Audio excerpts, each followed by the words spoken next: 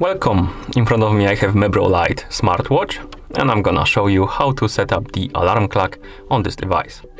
Before we start, if you want to set up the alarm clock on this watch, your watch needs to be paired with a phone via the Mibro Fit application. Once the devices are paired, we can continue and open the Mibro Fit application on our phone. In the application, we need to tap on Equipment, and here you should see the Mibro Lite. That means that the devices are paired, and now we can tap on the alarm clock option. And here we can set up the alarm clock. We can tap on Add To. Now we can set the time by swiping up and down right here to set the hours, then minutes. Next we have a cycle, and here we can select weekend, every day, not repeating, I believe, or we can select separate days. So we can, for example, select Sunday, Thursday and Saturday, or only Sunday and Saturday, or Monday, Wednesday and Saturday, depending on what you like.